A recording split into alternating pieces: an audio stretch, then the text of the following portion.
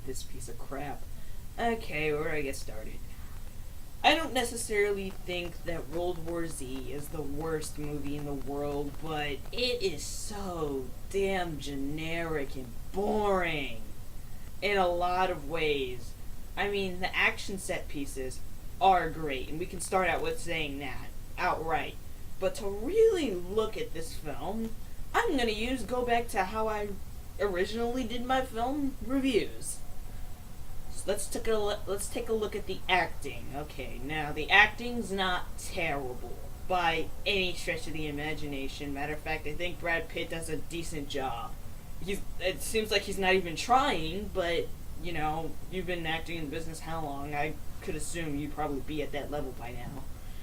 However, the child actors, with the exception of the one kid, I'm talking about Brad Pitt specific kids because I don't remember their name because I saw this movie 3 days ago and I almost pretty much forgot everything, including names. They are terrible, or the writing material that they gave them is terrible. Either or, something is done wrong there. I mean,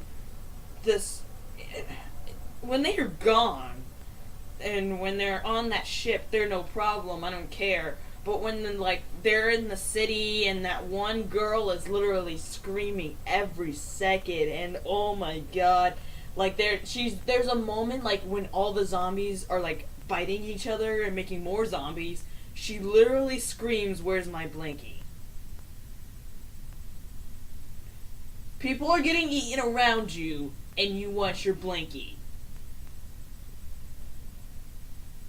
No doctors! You didn't ask for doctors, or 911, or the military, or to be next to your daddy. No. You asked for a fucking blankie. Because everybody knows, in the zombie apocalypse, what matters is your fucking blankie. She wanted him to go back and grab a blankie. Because that was important at the moment. She needed her blankie. You see, there's moments like that really make me go, this movie has so many moments like that. There's a scene where he's with a bunch of Navy SEALs. I'm gonna keep this with no spoilers. Trust me. Because this scene goes by so quick, but there's a scene where he's with a bunch of Navy SEALs, and they are given no character whatsoever besides being stereotypical Navy SEALs. None. At all. Not even close. There's no characterization besides, hey, there's that guy from Zero Dark 30 who also played a Navy SEAL then. You know. So points for originality. And there's just, I had to realize that they didn't make a single character besides Jerry. And Jerry's not even that much of a three-dimensional character. What do we know about him? Well, he worked for the UN as some type of soldier, and then he stopped. Now they brought him back in. That's about it. Also, he has a family that we're supposed to suddenly give a shit about. That's about it. I mean, the most interesting character is that one little Latino kid who gets his dad killed. That would have been an amazing that would have been a very interesting character to look on. A kid who lost his father, and nope, it's Brad Pitt's movie, never mind. I mean, just moments like that.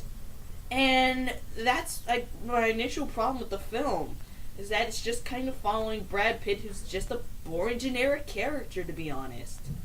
The direction of the movie is completely fine. I mean, the action set pieces do look great, and that helicopter scene is great. But it's not my favorite part of the film. Actually, my favorite part of the film would be in the lab, because laboratories, the scientists are not exactly characters, but they're the closest you're gonna get to realistic people in a realistic situation like that. And it's just an interesting scene. I mean, granted, there's one scene that made me laugh, where one of them said he just walked past him like he was nothing. But I let it go because I was like, I'm sure somebody would say that in that scene. Like, I'm not gonna knock it down. That one's a generic. But then that ending comes.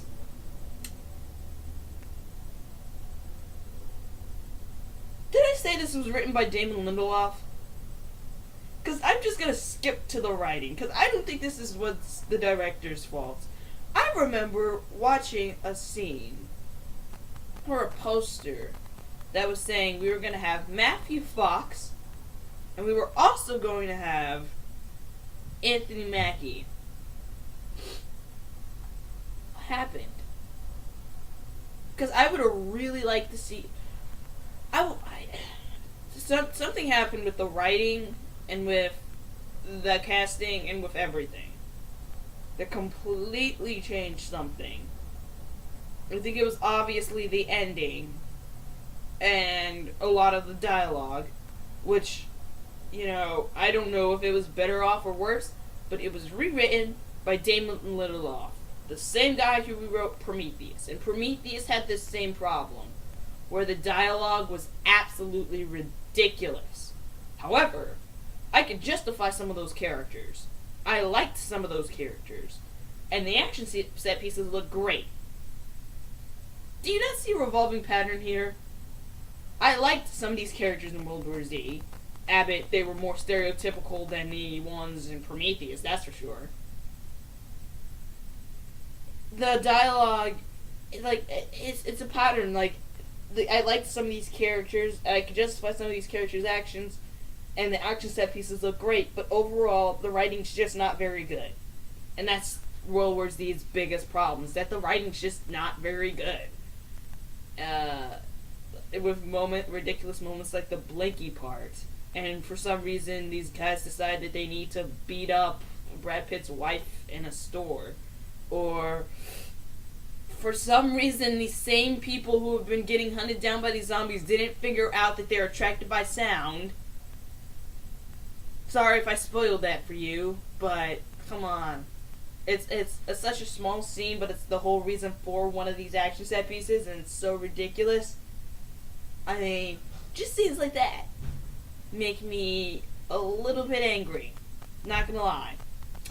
And just, I don't know. I just had a little problem. Not to mention, Brad Pitt is either the unluckiest or luckiest man in the world, because he keeps getting saved by conveniences and then getting in peril because of inconveniences. There's never, he solved it with his own brain until towards the end, when it's too late for me to, knock off the whole other 2/3 of this film. Otherwise, he's pretty much saved from convenient part to inconvenient part to convenient part to inconvenient part to convenient part to inconvenient part, unto now he has to actually use his brain to do this one part, and he actually proved to be slightly smart. So that was the writing, and again, the action set pieces do look great. I'm analyzing the visual effects now. Everything did look really good. To be honest here, there was nothing that didn't look good. Everything had a very nice polish to it, and the zombies looked great, even though they were kind of CG-ish. I mean, but really, here's my problem is that the visual effects, as good as they are, cannot hold up this film. The writing is boring and generic, and the direction is kind of lazy, to be honest. He doesn't do anything besides the action set pieces necessarily creative, and the acting is just like the actors pretty much phoned it in and not allowed to outstage or upstage Brad Pitt. I don't think there's any recognizable people besides Brad Pitt, which would be fine if you were giving these smaller actors a chance to shine, but he's not. It's just the Brad Pitt show and focused only on Brad Pitt's character when he's the least interesting of all of these other characters. So, without further ado, I'm gonna have to give World War Z 2 stars. It's boring, generic, the action set pieces cannot hold up this film, and overall, I just thought it was a very kind of boring film. But that's my opinion. I know a lot of people disagree with me. Tell me what you guys think. Like, favorite, subscribe, share us on Facebook and Twitter, and tell me what you guys thought of World War Z.